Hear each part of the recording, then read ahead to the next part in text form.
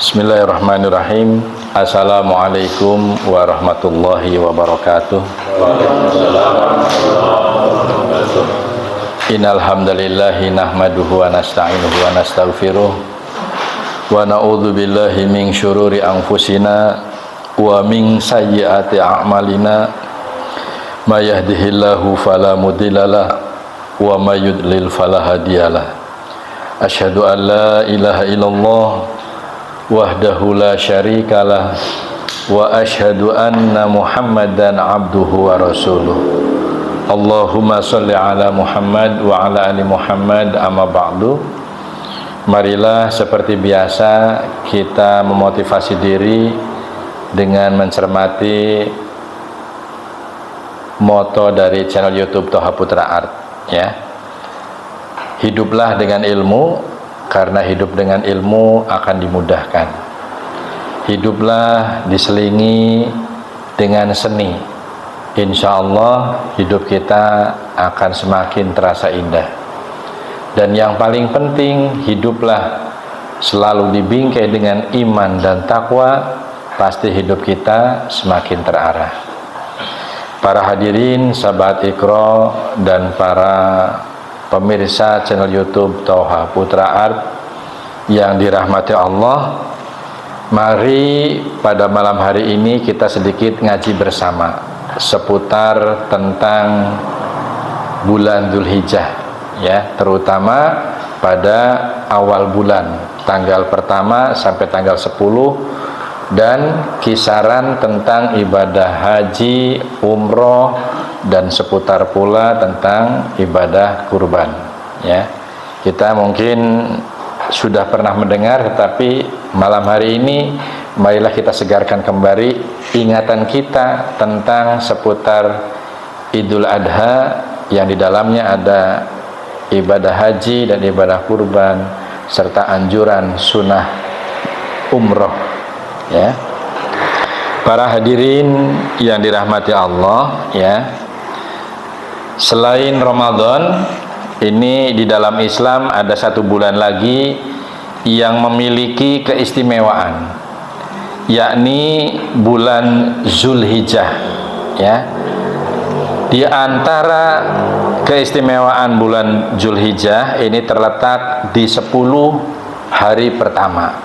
Ini mau diperhatikan, pada 10 hari pertama bulan Dzulhijjah, ya.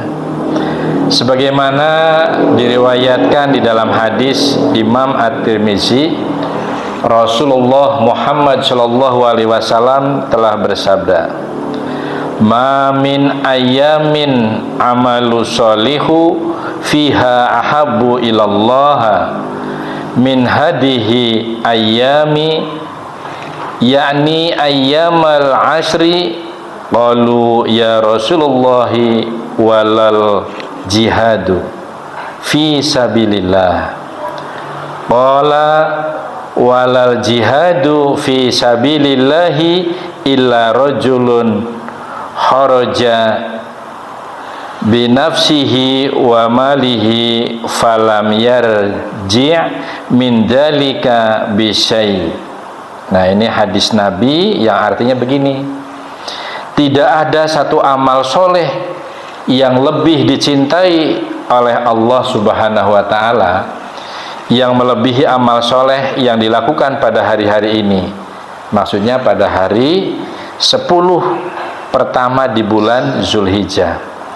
Kemudian kala itu para sahabat bertanya, tidak pula jihad di jalan Allah Subhanahu wa ta'ala?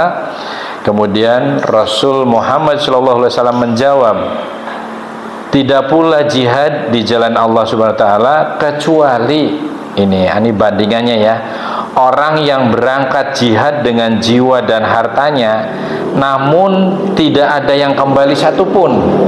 Ini jihad itu maksudnya di dalam pertempuran menegakkan agama Allah, ya. Kemudian di dalam ayat, ya, Allah Subhanahu wa ta'ala berfirman, ya, kemarin sudah kita pelajari bersama, tepatnya di Quran surat Al-Fajr, ya, pada ayat kedua. A'udzubillahi minasyaitonirrajim walayalin asr, ya, demi, ya di sana diawali dengan wa, dan demi malam-malam yang 10, ya. Artinya selain keistimewaan tersebut, ada 10 hadis yang menjelaskan tentang amalan kecintaan Allah Subhanahu wa taala. Hadis tersebut adalah riwayat Imam Bukhari dari Sayyidina Abdullah ibnu Abbas. Rasulullah Shallallahu Alaihi Wasallam bersabda, tidaklah ada hari-hari yang menjadikan amal soleh di dalamnya dan lebih dicintai dari hari-hari ini. Maksudnya hari 10 hari pertama bulan Zulhijjah. Berikut amalan yang bisa dilakukan umat Islam di bulan Zulhijjah. Yang pertama, amalan yang paling bagus yaitu saum atau puasa di dalamnya, yaitu puasa Arafah. Arafah berarti tanggal 9. Ini menjadi salah satu ibadah yang sebaik-baiknya dilakukan tiap muslim di bulan Zulhijjah. Kemudian ibadah puasa sebelum Idul Adha atau 10 Zulhijjah, yaitu pada 9 Zulhijjah, itu pada bulan Arafah penjelasannya. Ini yang afdal menurut hadis ini, ya. Perhatikan, siyamu yaumi Arafah, ya, ahtasibu 'alallahi ayyukaffiros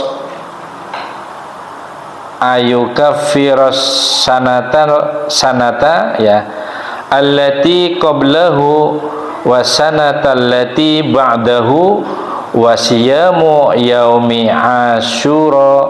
Ya, di sini ada penjelasan di Asyura, ya. Ahtasibu 'alallahi ayyakfiras sanatallati qablah. Yang artinya begini, puasa Arafah tepatnya pada tanggal 9 Zulhijjah ini dapat menghapuskan dosa setahun yang lalu dan setahun yang akan datang. Ini adalah bonus yang diberikan oleh Allah kepada orang yang betul-betul saum di tanggal 9 Zulhijjah, ya. Diampuni dosa setahun yang lalu dan setahun yang akan datang. Ini bonus, ya, dari Allah dan jangan diabaikan. Maksudnya itu amalan yang terbaik. Kemudian ada juga puasa Asyura, yaitu puasa Muharram pada tahun baru Hijriah, ya. Tanggal 10 Muharram, ya, itu akan menghapuskan dosa setahun yang lalu. Berarti kalau dihitung-hitung secara bonus masih bagusan di puasa Arafah. Tetapi karena ini merupakan bonus, sebaiknya pada tanggal 9 Zulhijjah dan 10 Muharram marilah kita melaksanakan anjuran puasa sunnah. Ini diriwayatkan oleh hadis riwayat Muslim, ya. Selain puasa Arafah, muslim juga bisa melakukan ibadah sejenis lainnya. Misalnya puasa Senin Kamis, dijaga istiqomahnya. Ada juga sejumlah ulama yang berpendapat puasa sunnah dimulai dari tanggal 1 hingga tanggal 9 Zulhijjah. Tetapi tadi hadis yang pertama menjelaskan tanggal 9 Arafah, ya, hari Arafah di bulan Zulhijjah. Tetapi pada sebagian ulama juga berpendapat boleh juga berpuasa dari sejak tanggal 1 Zulhijjah sampai tanggal 9 Zulhijjah. Sebagaimana Imam An-Nawawi mengatakan di dalam kitab Al-Majmu', ini tepatnya pada jilid yang ke-6.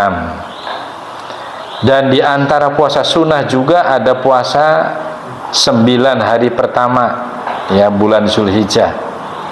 Artinya tadinya menjelaskan pada penjelasan yang pertama hanya di tanggal 9 Zulhijjah atau hari Arafah. Tetapi pada hadis ini menjelaskan boleh dimulai dari tanggal 1 sampai dengan tanggal 9 Zulhijjah.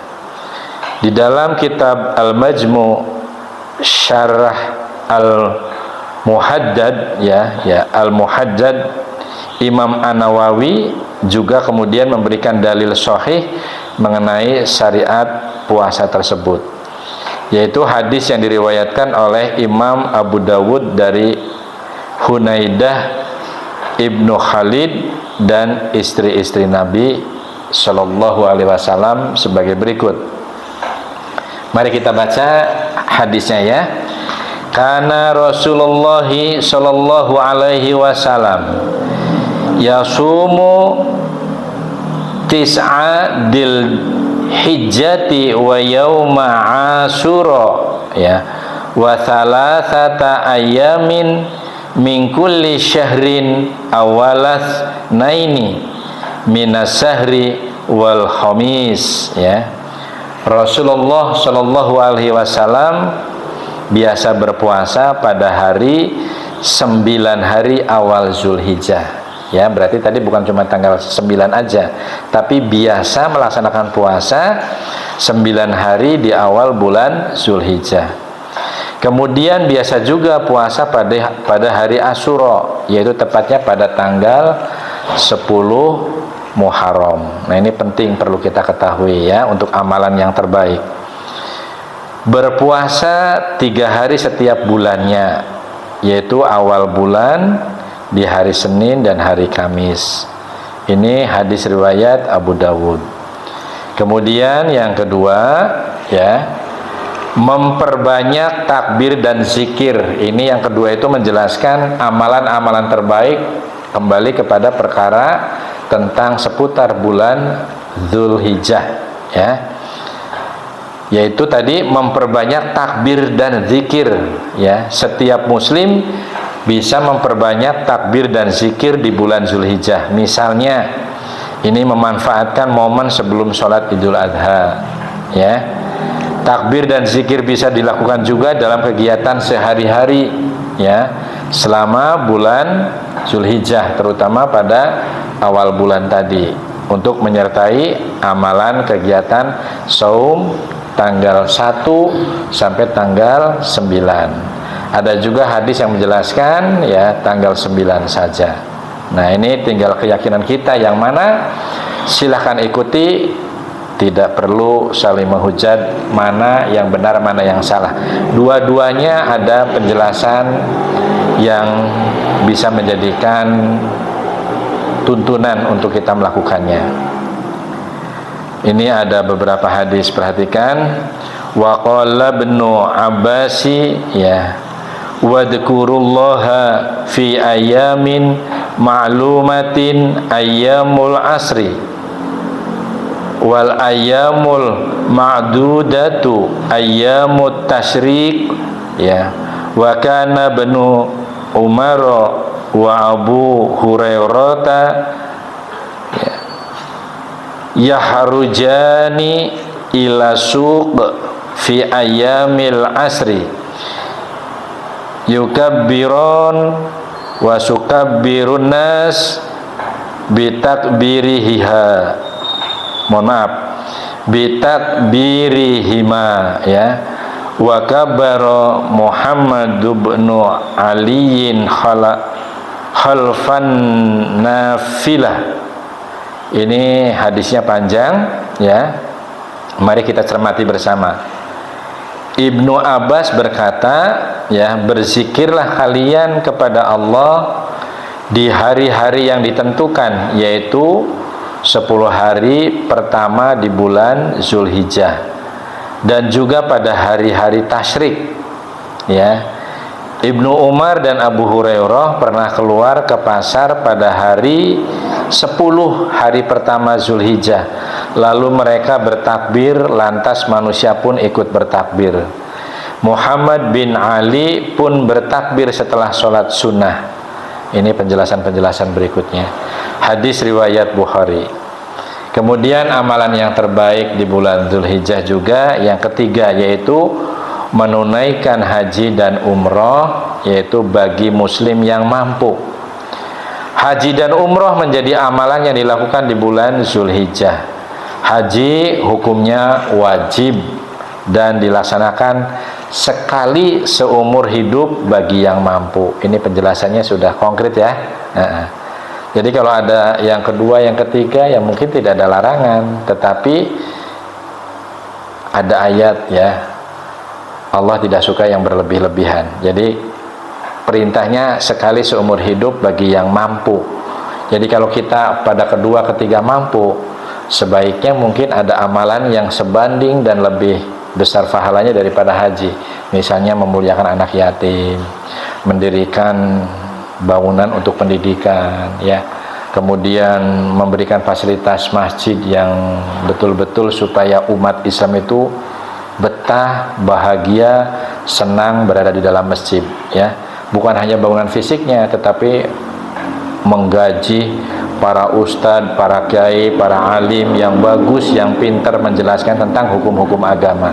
Maksudnya itu, ya, bukan untuk melarang haji kedua, ketiga dan seterusnya. Tapi haji yang terbaik adalah satu kali seumur hidup bagi yang mampu. Kemampuan untuk kedua ketiga alihkan kepada yang lebih bermartabat di hadapan Allah maupun di hadapan manusia, ya. Keutamaan haji tercantum di dalam hadis yang dijelaskan oleh Nabi Muhammad Shallallahu Alaihi Wasallam, ya. Kalau kita mungkin ada handphone, bisa dibuka aplikasi tentang hadis seputar haji, ya. Di sini su'ilan Nabiyyu Shallallahu Alaihi Wasallam, ayul a'mali afdalu, qala imanun billahi wa rasulihi, qila thumma mada, qala jihadun fi sabilillah, qila thumma mada, qala hajjul mabrur, ya. Nah, ini Rasulullah Shallallahu Alaihi Wasallam ditanya amalan yang paling afdol, beliau itu menjawab beriman kepada Allah Subhanahu wa Ta'ala dan Rasulnya.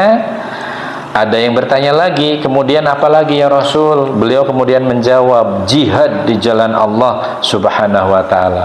Nah, sekarang tidak ada jihad melawan orang-orang yang merusak Islam. Di Indonesia mungkin perang bertempur untuk menegakkan kejayaan Islam secara fisik, perang secara nyata tidak ada, tapi perang peradaban, perang pemikiran, perang di tahun-tahun politik, ini kita jihad.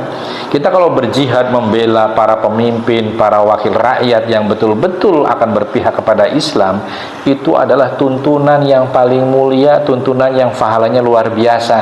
Jadi kita umat Islam tidak boleh, ya, namanya abai terhadap tahun-tahun politik. Paham ya? Ini juga kita perang, tapi bukan perang secara fisik, tapi perang pemikiran, perang peradaban, perang misalnya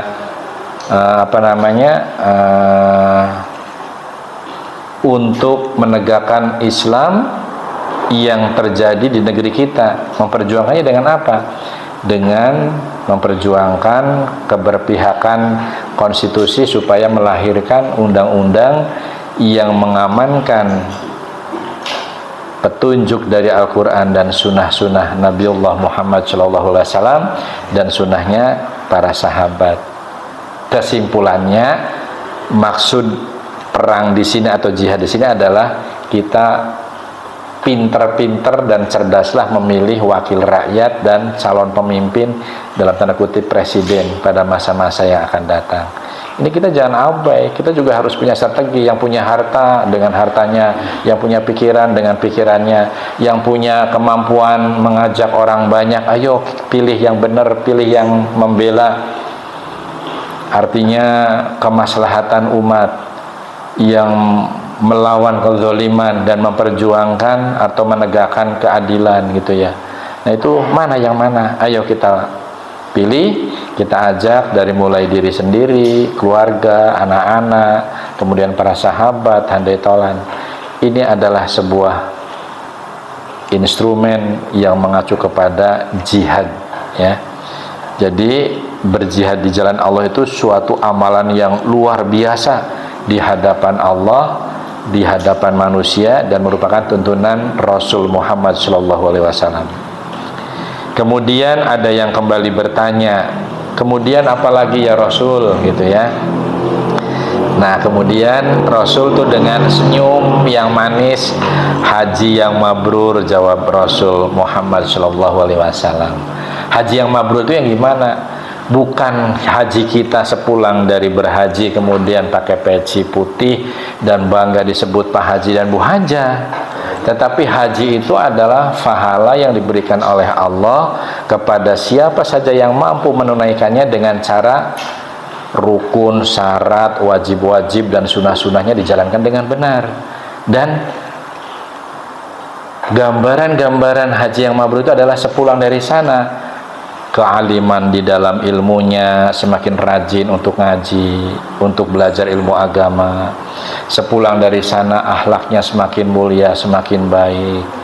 Yang hartanya tadinya melimpah dengan dikungkung dengan sebuah kekikiran atau medit, kemudian menjadi orang yang balabaan, orang yang dermawan, suka membantu, suka memberi, ya, nulung kanu butuh, nalang kanu susah, ya. Jadi memberikan manfaat untuk sesama. Nah, itu maksudnya.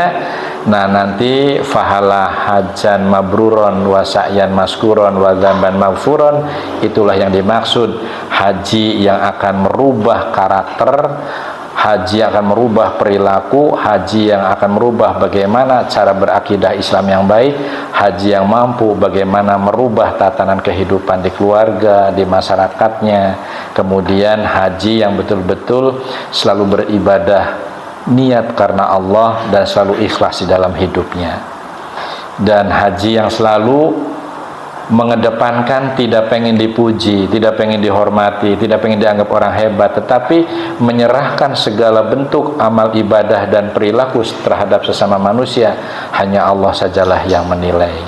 Nah, itu haji yang mabrur yang seperti itu.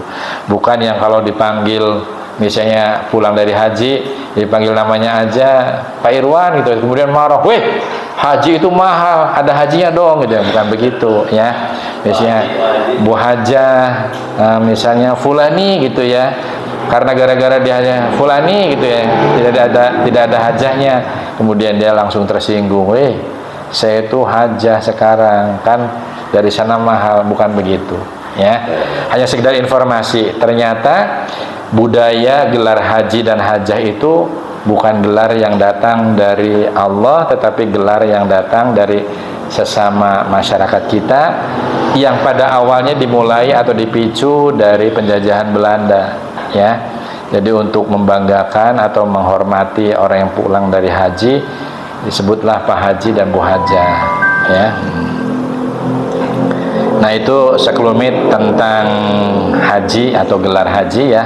Ternyata ini diriwayatkan di dalam hadis riwayat Bukhari, ya. Kemudian selain itu ibadah umroh dijelaskan bisa menghapus kefakiran dan dosa.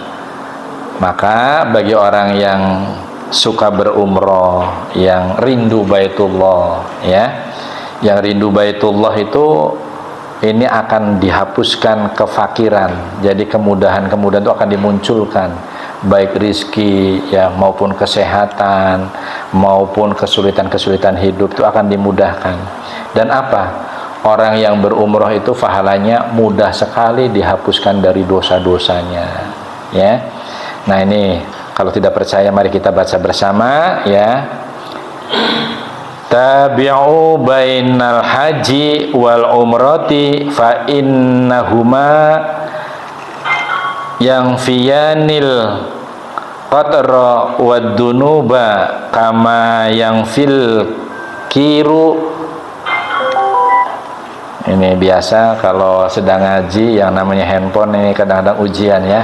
Jelas-jelas lagi ngaji sudah dimatikan, ternyata data seluler dimatikan. Maksudnya supaya bisa ngaji benar, tapi tetap aja lewat jalur telepon masih ada yang masuk.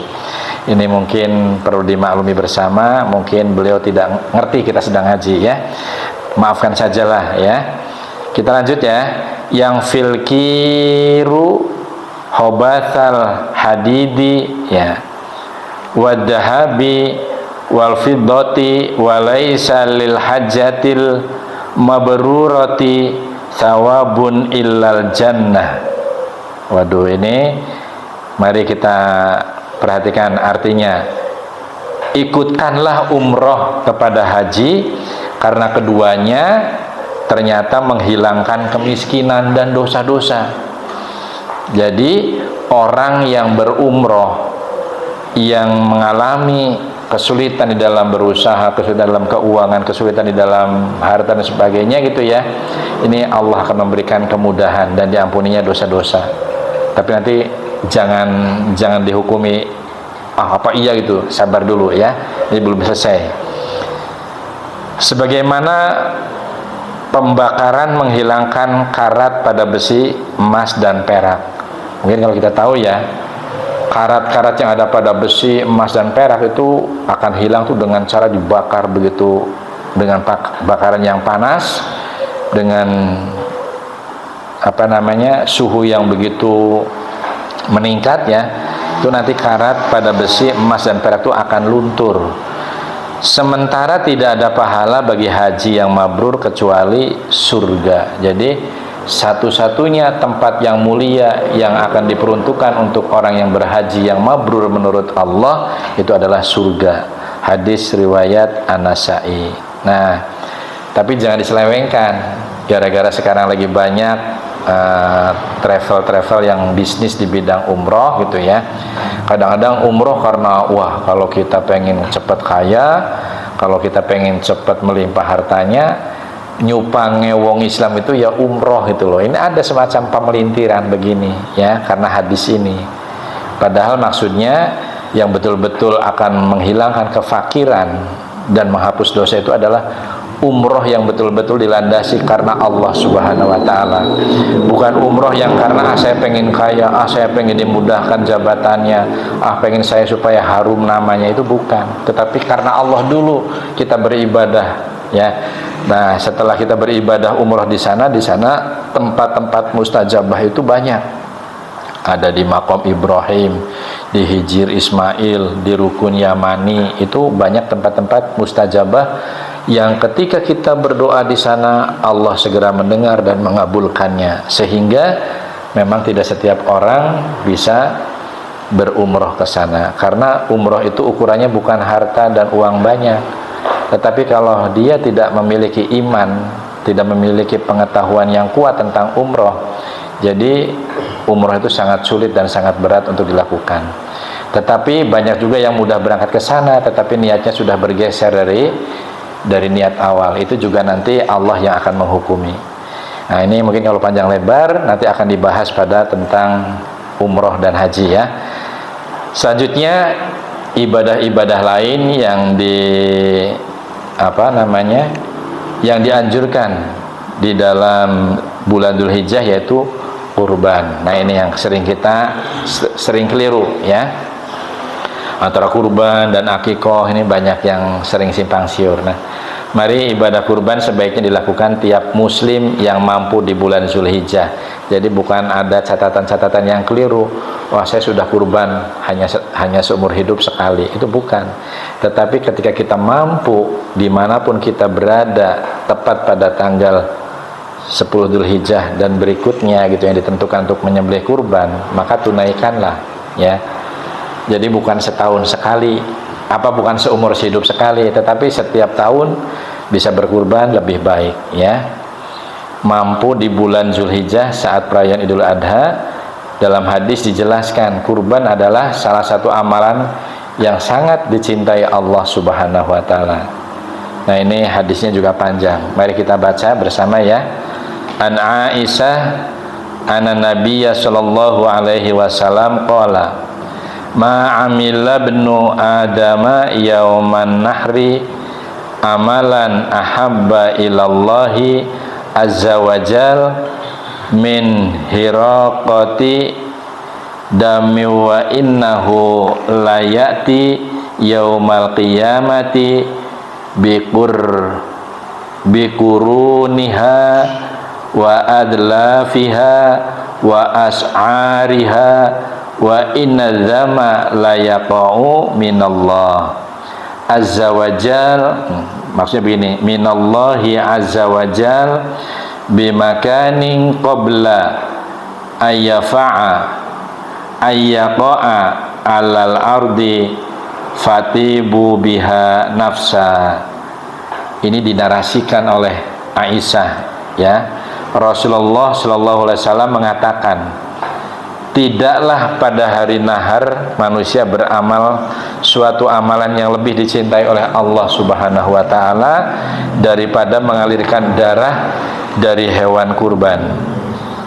Ia akan datang pada hari kiamat dengan tanduk, kuku, rambut, maksudnya rambut hewan kurban tersebut ya, dan sungguh darah tersebut akan sampai kepada ridho Allah Subhanahu wa taala. Sebelum tetesan darah tersebut jatuh ke bumi, maka bersihkanlah jiwa kalian dengan berkurban.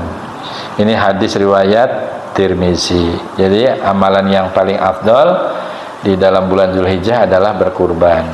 Kemudian yang kelima ya, yang kelima yaitu bertaubat. Sebagai tempatnya salah, manusia tidak bisa lepas dari dosa dalam tiap kesempatan ya. Allah Subhanahu wa taala telah membuka kesempatan taubat bagi siapa? Bagi tiap hambanya yang berharap pengampunan dari Allah Subhanahu wa taala ya. Nah, ini ada hadisnya yang artinya begini: wahai anak Adam, sesungguhnya jika engkau menyeru dan mengharap padaku, maka pasti aku ampuni dosa-dosamu tanpa aku pedulikan. Wahai anak Adam, seandainya dosamu membumbung tinggi hingga ke langit, tentu akan aku ampuni. Ya.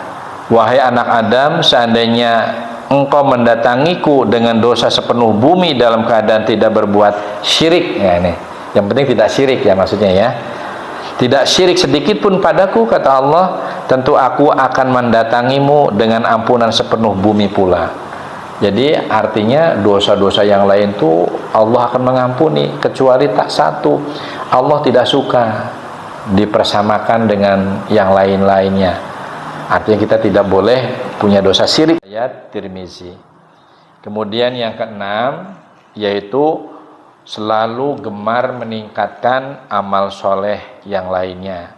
Nah, selain yang telah disebutkan, tiap muslim sebaiknya meningkatkan amal soleh di bulan Zulhijjah. Misalnya sholat sunnah, sering bersedekah, membaca Al-Quran, dan ini seperti kita sekarang. Ini kan kita sudah tanggal 2 ya, tanggal 2 Zulhijjah sekarang. Kalau kita mulainya hari kemarin Selasa, Senin ya, Senin, Selasa, Rabu, Kamis, ini berarti sudah hari keempat ya. Nah, kita sudah paruh waktu ya. Selain membaca Al-Quran, kita juga taklim seperti ini, belajar ilmu agama, belajar Al-Quran ya. Apalagi belajar Al-Quran adalah merupakan amalan terbaik apabila kita belajar Al-Quran dan mengajarkannya.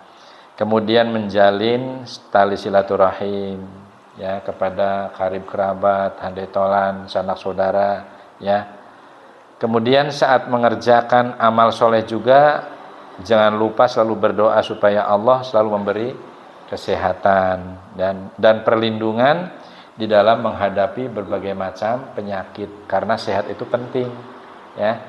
Jadi ternyata kita belajar sehat, belajar kebersihan itu merupakan ajaran suci dari agama kita.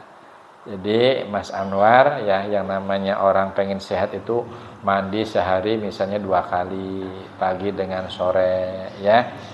Menggosok giginya, siwak. Bahkan Nabi itu menganjurkan, kalau tidak akan memberatkan umatku, aku akan mewajibkan bersiwak setiap mau sholat. Nah, tapi itu Nabi khawatir barangkali memberatkan. Ya minimal kita pagi setelah makan dengan kita menjelang tidur itu bersikat gigi. Tapi kalau lebih dari 2 kali akan lebih bagus dan lebih afdol. Karena Nabi menyuruhnya, kalau tidak memberatkan umatku, akan kuperintah supaya bersiwak atau bersikat gigi sebelum melakukan sholat. Berarti minimal 5 kali sikat gigi itu ya. Tapi paling tidak disimpelkan lagi 2 kali menurut ilmu kesehatan. Nah, amalan yang berikutnya di bulan Zulhijjah yaitu zikir. Nah, pada 10 hari pertama di bulan Zulhijjah, dengan memperbanyak zikir kepada Allah, Rasulullah secara tegas memerintahkan kita dengan cara berzikirnya apa? Zikir dengan tahlil, takbir, tasbih, dan tahmid. Nah, amalan yang berikutnya yang ke-8 yaitu sholat, ya. Sholat apa? Ini banyak sekali di sini. Sholat wajib atau sholat maktubah, sholat sunnah. Ayo laksanakan. Itu adalah amalan-amalannya afdol. Pada 10 hari pertama bulan Zulhijjah bisa dijadikan sebagai momentum. Momentum itu apa ya? Start ya. Momentum untuk apa? Semakin memperkuat semangat di dalam melaksanakan sholat dengan cara yang terbaik. Mumpung Allah memberikan bonus, ya. Ada satu jenis sholat khusus, yakni hari raya Idul Adha, yang dalam surat Al-Kautsar kita diperintahkan di hari itu untuk melaksanakan sholat Idul Adha. Di sana, inna a'tainakal kautsar fasholli li rabbika, fasholli maka sholatlah li rabbika atas nama Tuhanmu dan berkurbanlah. Demikian mungkin kajian singkat tentang seputar bulan Dzulhijjah, ya, yaitu yang paling harus kita cermati sejak tanggal 1 sampai tanggal 9 kita ada keterangan untuk berpuasa. Ada juga keterangan yang cuma di hari Arafah atau tanggal 9-nya saja. Silakan pilih sesuai dengan kemampuan dan keyakinan masing-masing. Yang penting karena ridho Allah Subhanahu wa taala semata. Semoga bermanfaat. Terima kasih. Bila ada salah-salah dalam penyampaian, mohon dimaklum, terutama ketika saya mencari hadis ini dadakan, ya, mencari hadisnya itu dadakan. Jadi hadis-hadisnya panjang-panjang, belum sempat saya hafal, dan kita baca bersama, kita belajar bersama. Intinya pada kajian malam hari ini mudah-mudahan ada pemahaman tambahan sedikit atau mengingatkan kembali amalan-amalan terbaik di bulan Zulhijjah. Demikian, terima kasih. Saya akhiri. Nasrun minallah wa fathun qarib. Assalamualaikum warahmatullahi wabarakatuh.